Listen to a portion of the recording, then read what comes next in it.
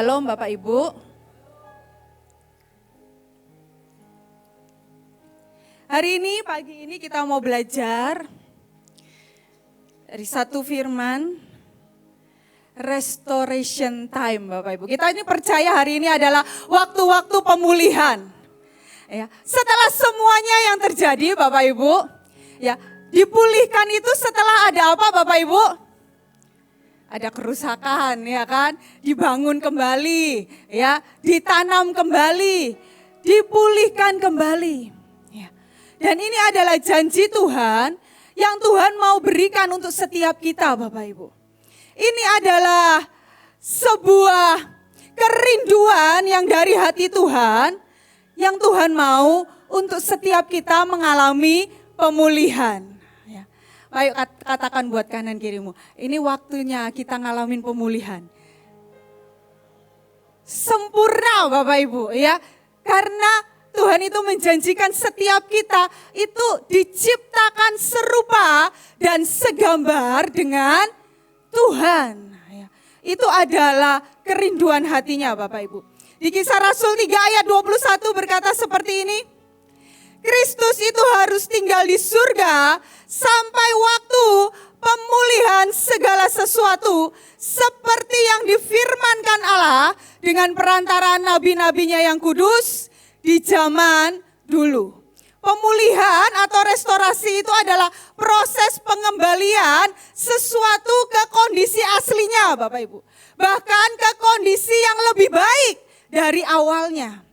Ya, di terjemahan lain berkata, ia harus tinggal di surga sampai Allah menjadikan semuanya baru. Dan kata baru di situ artinya adalah tepat seperti dengan versi atau standar surga Bapak Ibu. Dalam terjemahan lain juga dikatakan, untuk sementara ini dia harus tersembunyi di surga sampai segala sesuatu dipulihkan kembali sesuai dengan tatanan ilahi Bapak Ibu.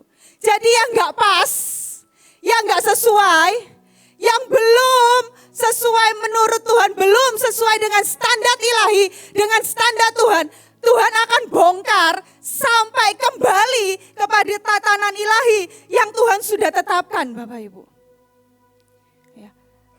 Saya ingat waktu itu Ibu Ruth itu cerita Bapak Ibu. Waktu tahun 98, hari itu dia ada di kampus ya. Dan waktu peristiwa 98, hari itu Bu Ruth jadi orang yang lari Bapak Ibu. Tapi 27 tahun kemudian menjadi orang yang menetapkan ini pemulihan. Saya juga ingat Bapak Ibu, hari itu saya lagi di Surabaya, saya juga lagi sekolah. Tiba-tiba sekolah dibubarin Bapak Ibu. Sekolah dibubarin, saya nggak ngerti hari itu ada apa, katanya ada kerusuhan gitu. Ya. Dan hari itu saya pulang naik becak Bapak Ibu ya. Yang hari itu nolong saya itu tukang becak Bapak Ibu ya. Tukang becak langganan saya Bapak Ibu, saya pulang.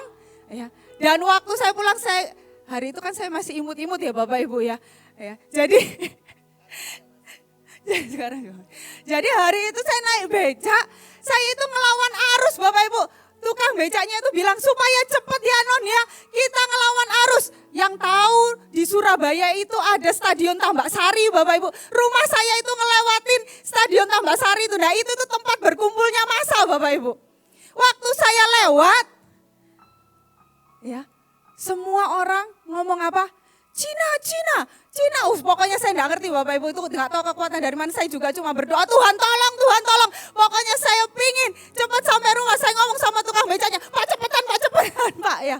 Supaya cepat sampai rumah. Hari itu saya juga jadi salah satu orang mungkin yang ketakutan Bapak Ibu. Tapi setelah 27 tahun kemudian, kemarin kita sudah melewati semua yang ajaib Bapak Ibu. Ada sebuah pemulihan yang Tuhan buat sekali lagi untuk Indonesia. Saya bukan jadi orang yang ketakutan Bapak Ibu. Tapi ikut di dalam barisan pasukan yang Tuhan sudah tetapkan untuk memulihkan bangsa ini dan juga bangsa-bangsa Bapak Ibu. Gak ada yang takut kan? semua kita jalan, bagi makanan, bagi bunga, yang paling ajaib bagi boneka Bapak Ibu, ke tukang-tukang ojek, ya, semua yang mukanya garang difoto bagi boneka, bonekanya Doraemon, ya, bonekanya itu apa Kapabera atau apa itu ya, yang lucu-lucu ya. Jadi kita bilang gak cocok Pak, demo pulang aja ya, pulang ya, gak cocok. Demo mukanya waktu di foto saya ketawa, saya bilang ini pemulihan. Ini adalah pemulihan. Kemarin juga di Nepal ya, setelah kita berdoa dan semuanya, semua yang bikin rusuh disuruh memulihkan kota Bapak Ibu. Suruh membereskan kota. Ini adalah kerinduan hati Tuhan Bapak Ibu. Pemulihan itu terjadi untuk setiap kita juga secara pribadi. Nah, pemulihan kita secara pribadi apa Bapak Ibu? Di roh, jiwa dan tubuh. Di roh itu contohnya seperti apa? Kalau misalnya tiba-tiba Bapak Ibu nangis tanpa sebab apapun, ya, nangis karena hadirat Tuhan, ketemu Tuhan, ada roh yang menginsyafkan di dalam, itu adalah Tuhan sedang merestorasi yang di roh kita. Hari itu saya sedang, pertama kali saya datang ke sebuah persekutuan doa Bapak Ibu. Ya, waktu pertama kali saya ngalamin hadirat Tuhan adalah waktu saya datang ke sebuah persekutuan doa. Saya ini karena malu Bapak Ibu diajakin teman saya, terus akhirnya saya ikut Bapak Ibu persekutuan itu.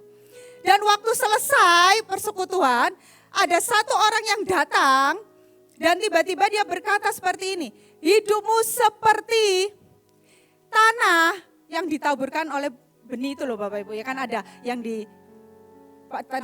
ditabur di pinggir jalan, ya, di semak duri, di tanah yang berbatu-batu, di tanah yang baik. Dan hari itu hamba Tuhan itu cuma berkata bahwa hidupmu itu seperti benih yang ditaburkan di tanah, di semak duri. Banyak kekhawatiran. Saya enggak ngerti ayat itu Bapak Ibu. Saya enggak ngerti, saya enggak tahu sama sekali tentang ayat itu. Saya belum pernah baca Alkitab.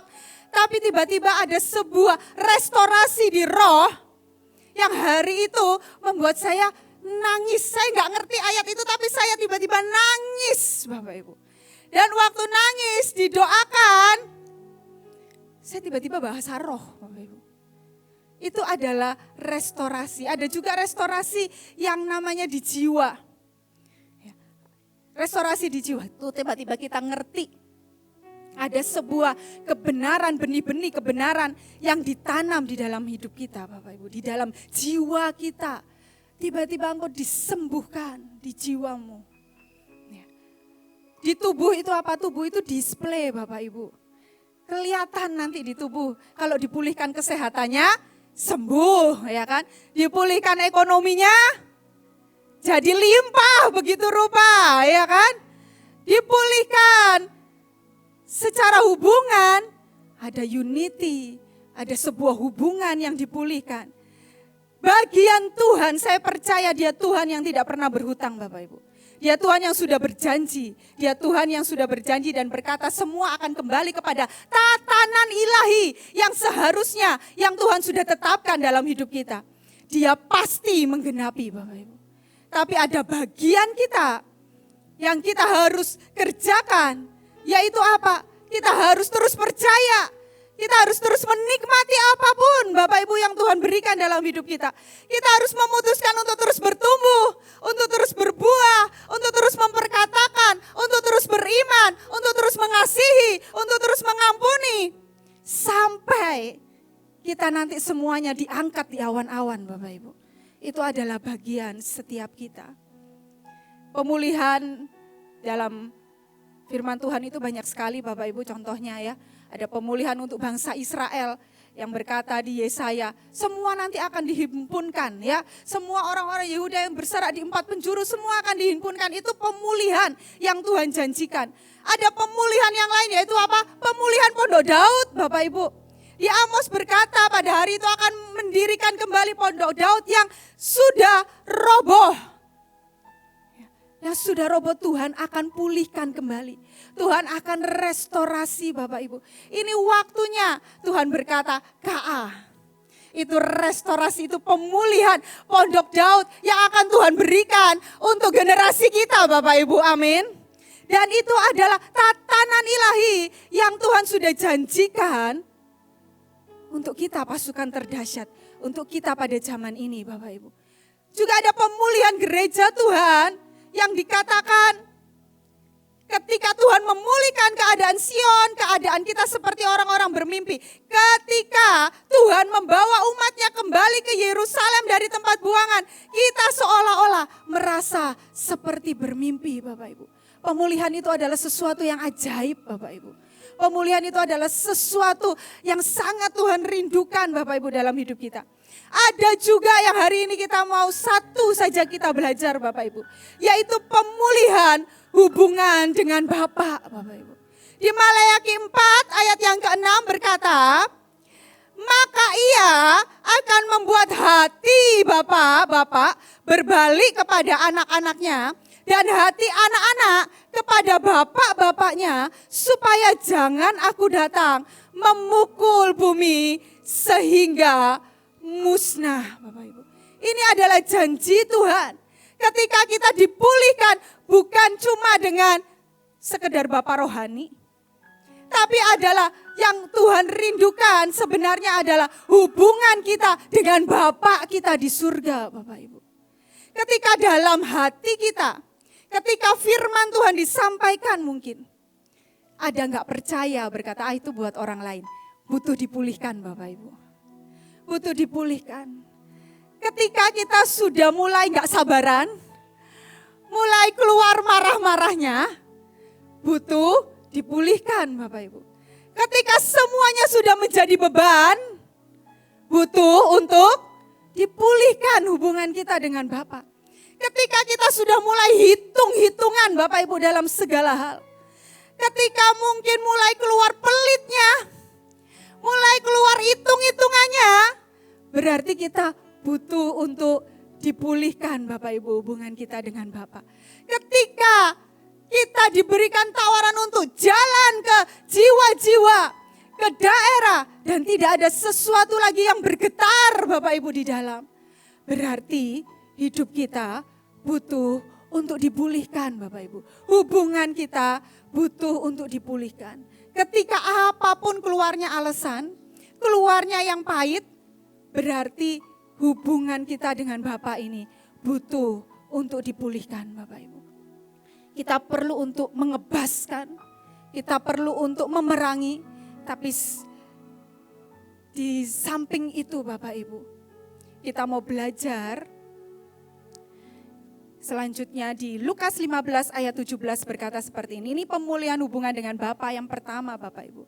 Ini adalah cerita tentang anak bungsu Bapak Ibu. Di Lukas 15 ayat ke-17 berkata seperti ini. Lalu ia menyadari keadaannya, katanya, betapa banyaknya orang upahan Bapakku yang berlimpah-limpah makanannya, tetapi aku di sini mati kelaparan. Hari itu ini si bungsu dan si sulung ini punya bapak yang kaya atau miskin sih Bapak Ibu? Kaya, sangat berkelimpahan Bapak Ibu.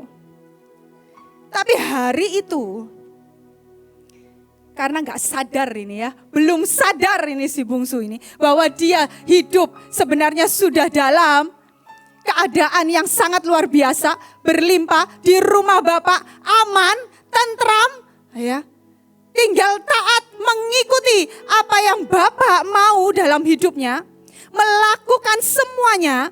Tapi hari itu dia keluar dari rumah itu. Dan waktu keluar, apa yang dialami Bapak Ibu habis. Ketika mulai memisahkan diri dengan Bapak. Habis Bapak Ibu. Mau makan ampas babi aja gak dapat Bapak Ibu. Dan ketika di keadaan yang mungkin paling rusak, di keadaan di titik yang paling rendah dalam hidupnya, tiba-tiba ada sebuah kesadaran Bapak Ibu. Tidak semuanya loh Bapak Ibu, tiba-tiba orang itu sadar loh. Marah-marah itu kadang ya, marah sama pemimpin, marah sama apapun keadaan, apapun kadang itu bisa gak sadar loh Bapak Ibu. gak tahu pingsan atau apa ya, pokoknya gak sadar Bapak Ibu. Dan sesuatu yang gak sadar, kita gak bisa sadar, itu kita gak bisa masuk ke dalam sebuah yang namanya pemulihan Bapak Ibu. Harus ada sebuah wacana yang berkata harus ada sudden awareness Bapak Ibu. Ada sebuah keadaan yang kita ini harus sadar dengan tiba-tiba. Ya, tiba-tiba dong. Nah, itu pokoknya. Nah, ya. Dan itu peristiwanya saknyet Bapak Ibu kalau kata Pak Yusak. Dan kita ini harus punya sudden awareness dalam hidup kita. Kalau kita ini butuh untuk sadar apa kesalahan kita. Untuk menyadari saja, butuh Bapak Ibu, kita perlu untuk teriak sama Tuhan. Ini ada satu cerita yang saya ingat Bapak Ibu, ini baru saja saya ingat ya. Waktu saya belajar tentang yang katanya sadar Bapak Ibu. Ya, tentang kata sadar ini. Hari itu saya sedang pergi dengan Pak Fendi, pergi ke mall Bapak Ibu. Pergi ke mall ya. Dan hari itu saya butuh untuk beli sandal Bapak Ibu. Ya, saya butuh untuk beli sandal, antara butuh nggak butuh sih sebenarnya ya. Tapi saya pingin lihat-lihat lah pokoknya hari itu. Tahu lah ya Bapak Ibu ya, cewek-cewek itu sesuatu yang normal Bapak Ibu ya untuk lihat-lihat ya, kita me time gitu ya dengan diri kita. Dan hari itu waktu saya lewat toko sandal favorit saya, Pak Fendi itu enggak ngomong apa-apa Bapak Ibu. Ya udah saya masuk. Ya, saya masuk, saya lihat ada satu sendal warnanya merah. Wah, cocok ini kayaknya ya. Saya mulai nyoba Bapak Ibu. Ya. Ketika saya mulai nyoba, tambah cocok lagi Bapak Ibu ya. Rasanya tambah cocok lagi kan. Saya mulai lihat, saya lihat harganya. Cocok lah ini ya. Tidak terlalu mahal ya. Tapi pas kayaknya di kaki saya itu pas. Soalnya pas yang di display pas ukuran kaki saya Bapak Ibu. Jadi pas gitu rasanya. Tapi tiba-tiba Pak Fendi dari belakang saya berkata seperti ini. Kayaknya sandalnya udah banyak. Jadi ngerti Bapak Ibu ya. Satu ucapan itu aja artinya apa, ngerti kan Bapak Ibu ya. Ya. Dan hari itu saya itu mau mikir gini. Beli juga gak minta kamu gitu ya. Gak minta dibeliin ya. Hari itu saya pengen beli sendiri dan cocok ini udah pas, masih di kaki Bapak Ibu. Dan cuma ngomong kayaknya sandalnya udah banyak. Gitu. Tapi hari itu tiba-tiba di dalam hati saya, yang di dalam ini ada sebuah pemulihan ya, yang berkata seperti ini. Bukan tentang punya duit atau enggak, bisa bayar atau enggak, cocok atau enggak di kakimu, pas atau enggak sandal itu di kakimu. Tapi mau enggak kamu motong roh pemberontakan dalam hidupmu. Itu sebuah itu adalah roh pemberontakan yang kamu harus potong sekarang. Di mana? Toko sepatu ini. Waktunya sekarang. Now, di toko sepatu ini. Kalau saya yang di dalam ini sudah ngomong Bapak Ibu, taruh Bapak Ibu, ditaruh lagi di display Bapak Ibu. Dan langsung cepat-cepat saya pergi dari toko itu. Saya berkata, ya udah ayo pergi. Bukan karena dalam tanda kutip nurutin manusia Bapak Ibu, tapi ada sesuatu di dalam, itu namanya sudden awareness Bapak Ibu. Dan karena kita, ini hukum Bapak Ibu, ini sesuatu yang simpel tapi ini adalah sebuah hukum. Ketika kita itu juga perang loh Bapak Ibu ya. Itu juga sebuah perang, motong yang namanya apa? Mengebaskan, motong, menghabisi roh pemberontakan dalam hidup saya. Itu namanya juga perang di demonic realm Bapak Ibu. Tetap itu namanya perang Bapak Ibu. Dan Dia Tuhan yang berjanji 1 kali, 2 hari setelah itu saya pergi ke rumah satu orang Bapak Ibu. Cuma mau tanya sesuatu. Waktu saya datang ke rumah orang itu, ya, terus orang itu berkata seperti ini, Melinda ukuran sepatumu berapa? Saya ngomong 36. Terus dia bilang, oh cocok kayaknya buat kamu. Kemarin itu loh ya, terus orangnya mulai ngomel ya. Kemarin itu ya, saya itu dikasih sepatu, sendal sama saudara saya, dia baru pergi dari Singapura, dikasih sendal, udah tahu ukuran saya 38, dikasih 36. Gitu. Oh, saya mulai, ya. Terus waktu kotaknya dikasih, waktu dia datang dengan kotak, saya kenal kotak ini. Saya sudah mulai mencium ini sesuatu ini ya. Ini sebuah kotak ya, dari toko favorit saya waktu itu tuh, yang 2 hari yang lalu. Ya. Dan waktu orang yang buka, warnanya cocok Bapak Ibu. Ya. Warnanya persis sama merah. Ya. Modelnya mirip Bapak Ibu, mirip cuma beda dikit banget. Ya. Dan itu persis dan didatangkan langsung dari Singapura Bapak Ibu sama Tuhan. Ya. Jadi waktu kita perang di demonic realm, maka kita mendapat yang di heavenly realm Bapak Ibu. Karena yang di heavenly realm ini baru kita dapat setelah kita perang yang di demonic Bapak Ibu. Tapi itu memulihkan hubungan saya loh Bapak Ibu tetap. Itu ada sesuatu yang sudah dipotong dan membuat saya pulih hubungan saya dengan Bapa.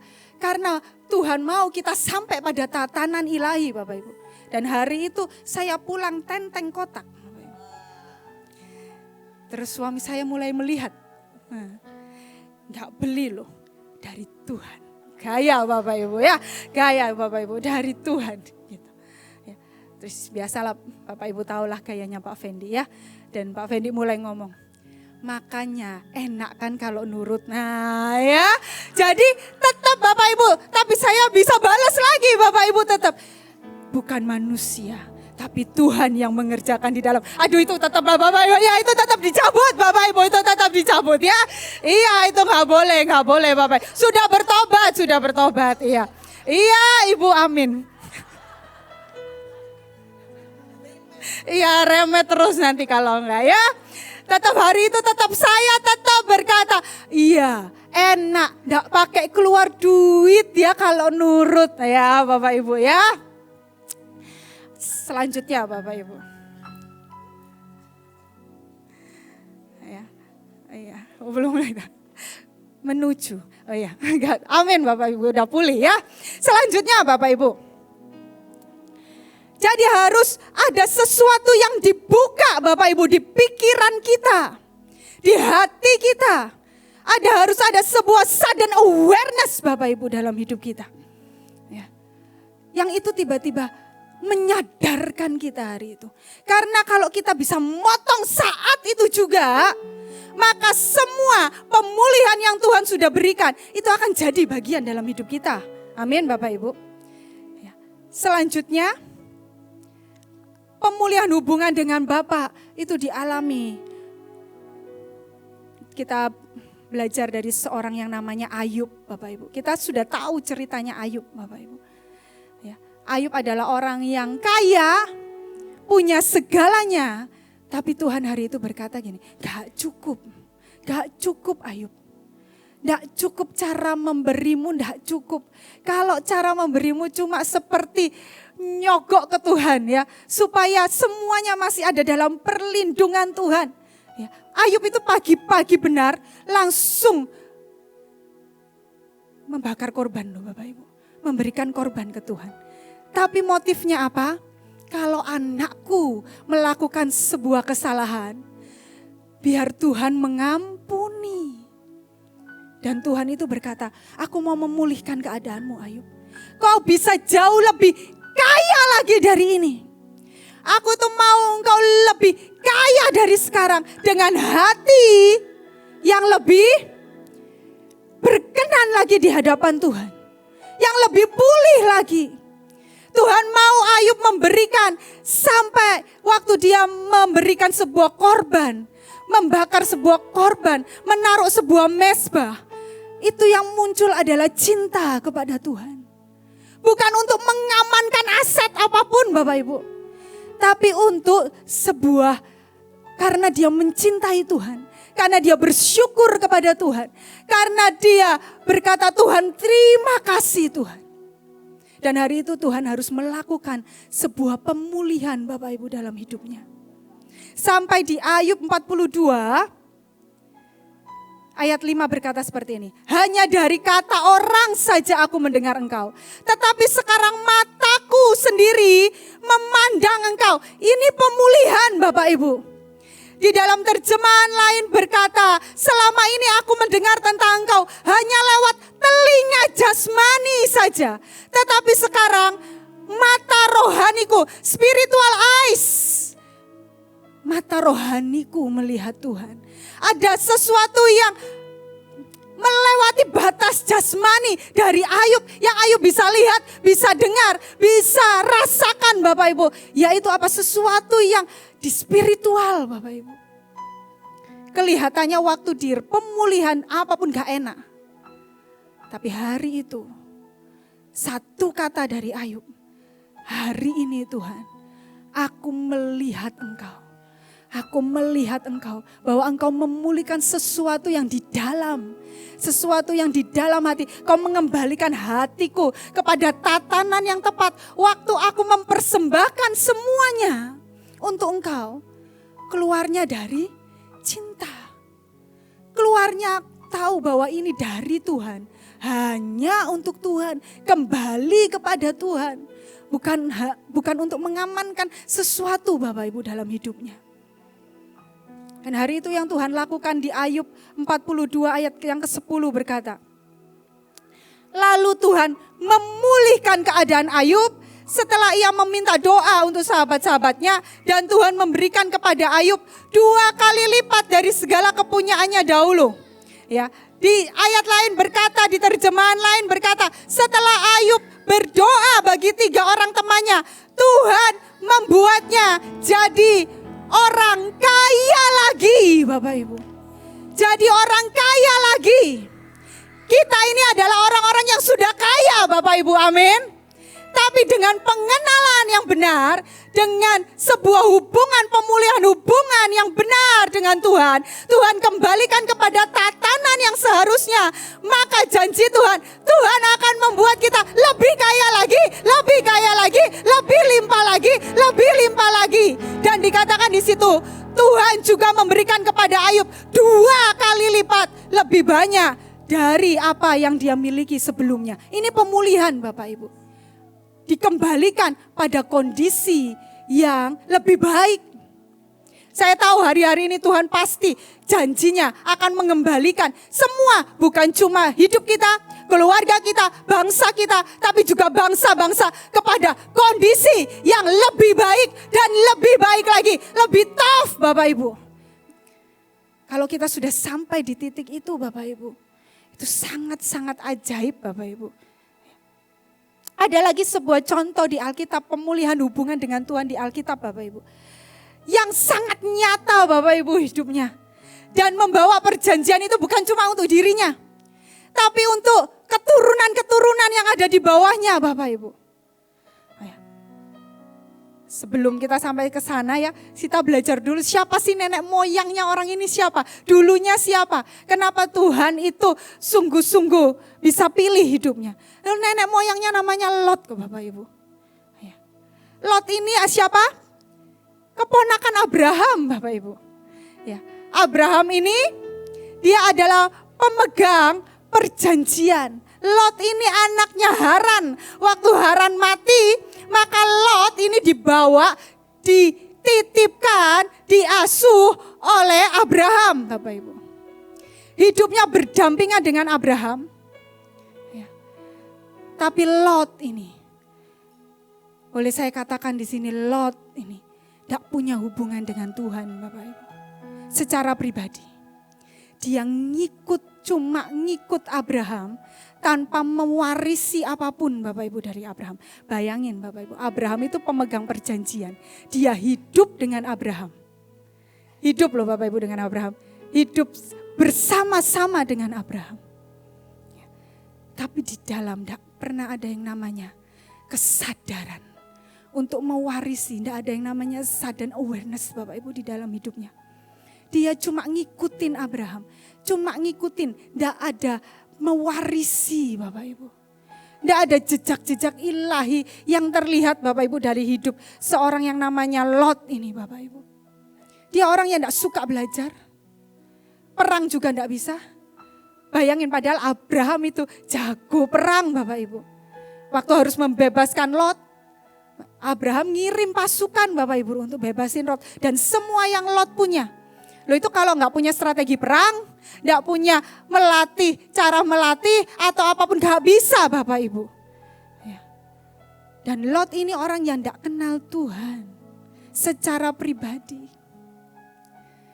Hari itu dia bisa sangat kaya waktu bersama dengan Abraham. Menurut saya cuma kecipratan favor Bapak Ibu. Kecipratan favor aja sudah sangat kaya loh Bapak Ibu. Tapi dia tidak mewarisi yang ilahi yang di dalam. Tidak pernah ada pemulihan yang di dalam. Sampai yang menyentuh di batinya Bapak Ibu. Di roh, jiwa dan tubuhnya Bapak Ibu. Saat dia mulai berpisah dari Abraham, apa yang terjadi? Habis Bapak Ibu. Dalam sejarah Alkitab, tidak ada Bapak Ibu cerita drama yang paling, menurut saya paling dramatisir kayak Lot ini. Istrinya di depan mata jadi tiang garam, diperkosa anaknya sendiri, ya, melahirkan anak yang incest Bapak Ibu berarti. Ya. Dan keturunannya itu Amon dan Moab Bapak Ibu. Keturunan Lot ini adalah bangsa yang menyembah dewa-dewa Bapak Ibu. Tidak pernah ada pengenalan akan Tuhan. Tidak ada hubungan Bapak Ibu dengan Tuhan. Tidak ada sesuatu yang di dalam ini sedikit pun benih ilahi tidak ada Bapak Ibu. Tapi cerita ini tiba-tiba mungkin sekitar 700-800 tahun kemudian, yang tidak tahu papa mamanya siapa, bahkan tidak ditulis di Alkitab Bapak Ibu. Lahirlah seorang yang dikatakan Rut, ada nama Rut Bapak Ibu. Rut orang Moab Bapak Ibu. Ada satu kitab yang tiba-tiba ditulis tersendiri. Karena ada sesuatu yang itu menarik perhatian Tuhan. Dari seorang yang namanya Rut. Nenek moyangnya modelnya seperti Lot itu Bapak Ibu. Tidak ada satupun sesuatu yang ilahi Bapak Ibu. Tidak ada kesadaran untuk mengejar hidup dengan Abraham loh Bapak Ibu. Hidup dengan Abraham, seorang yang pegang perjanjian yang namanya disebutkan sampai hari ini. Kita aja disebut keturunan ya. Abraham, Ishak, Israel Bapak Ibu. Hidup bersama loh Bapak Ibu. Dibesarkan oleh Abraham. Tapi hidupnya melahirkan bangsa yang menyembah dewa-dewa Bapak Ibu. Benar-benar seperti langit dan bumi Bapak Ibu ya, gelap dan terang. Tapi tiba-tiba gak tahu muncul dari mana ini.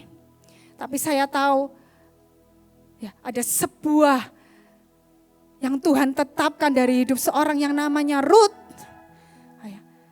Dan hari itu hidup Rut seolah-olah jadi dari bangsa Moab, dinikahin oleh anaknya Naomi, ya.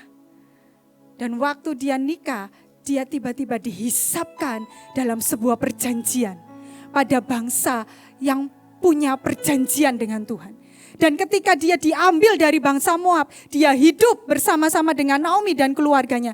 Dia mulai dikenalkan dengan yang namanya Allah Yahweh Bapak Ibu. Tapi lihat yang namanya Rut ini sangat luar biasa. Setelah itu suaminya 10 tahun kemudian suaminya meninggal. Tidak punya anak, tidak punya keturunan, suaminya meninggal. Dan iparnya juga meninggal, mertuanya juga meninggal. Yang laki-laki dalam rumah ini semuanya meninggal. Seperti kembali kepada titik nol Bapak Ibu dalam keluarga ini. Dan hari itu yang namanya Naomi berkata apa? Pulang aja kalian. 2 menantuku pulang, hukumnya boleh pulang kembali ke bangsanya. Karena tidak punya kewajiban lagi untuk meneruskan keturunan untuk keluarga ini Bapak Ibu. Tapi lihat, ada satu perkataan dari seorang yang namanya Rut. Karena ucapannya dia dibenarkan Bapak Ibu. Dan ucapan yang sadet-sadet itu Bapak Ibu. Ada sebuah sudden awareness di dalam hidupnya Ruth. Ya. Dan perkataan itu berkata seperti ini di Rut 1:16 ayat yang ke-17 berkata, janganlah desak aku meninggalkan engkau, pulang dengan tidak mengikuti engkau. Sebab kemana engkau pergi, kesitulah juga aku pergi. Di mana engkau bermalam, kesitulah juga aku bermalam. Bangsamu adalah bangsaku, Allahmu adalah Allahku. Jadi hari itu yang Rut putuskan adalah, yang membuat hidupnya tiba-tiba menjadi berbeda adalah sebuah perkataan. Dan yang Rut putuskan adalah Rut bukan hanya mengikuti Naomi, tetapi Rut ini mengikuti Allahnya Naomi. Sekali dia mengenal Allah Yahweh dalam hidupnya. Mau dalam keadaan seperti apapun, kehilangan suami, boleh balik loh ke keluarganya. Mungkin mama papanya masih ada. Dia bisa dipelihara kembali oleh orang tuanya. Tapi hari itu dia memilih. Bukan cuma memilih mengikuti Naomi. Seorang nenek tua yang mungkin udah gak punya apa-apa hari itu. Tetapi dia mengikuti Allahnya Naomi. Dia ikut Allahnya bangsa ini. Dia sudah menyembah, sekali dia menyembah Yahweh, sekali mengenal Tuhan. Dan tiba-tiba ada sebuah restorasi di dalam Bapak Ibu. Dan Tuhan berkata, yang seperti ini, yang Tuhan cari. Nenek moyangnya boleh, mungkin orang yang tidak mengenal Bapak Ibu. Yang sepertinya sudah dibuang oleh Tuhan. Tapi ada satu ucapan dari yang namanya Rut. Karena dari mulutnya dia dibenarkan Bapak Ibu hari itu oleh Tuhan. Dan Tuhan membuat yang ajaib, kita tahu semua ceritanya tentang Rut ini. Dia ngikutin semua yang Naomi perkatakan Bapak Ibu. Disuruh dandan cantik. Disuruh malam-malam masuk ke tempatnya siapa Bapak Ibu? Boas. Karena ada sebuah benih ilahi Bapak Ibu. Sudah ada sebuah restorasi pemulihan dalam hidupnya. Tidak perlu tanya loh sama Naomi. Hatinya percaya. Dia cuma percaya.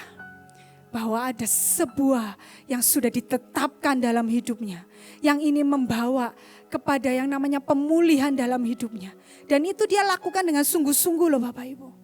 Kalau enggak Boas, tidak akan mau Bapak Ibu ngambil dia menjadi istri Bapak Ibu. Dan sejak dia diambil menjadi istri, hidupnya dipulihkan. Menurut saya bukan cuma 2 kali lipat, tapi berlipat-lipat kali ganda Bapak Ibu. Dari yang tidak punya apa-apa, jadi nyonya besar Bapak Ibu ya.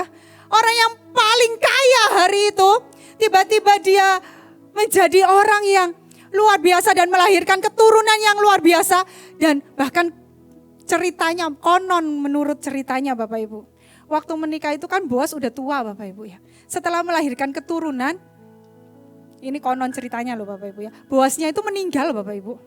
Jadi setelah itu yang namanya Rut ini berkuasa atas semua yang Boas punya. Dalam seketika itu juga. Sadet-sanyetnya Tuhan.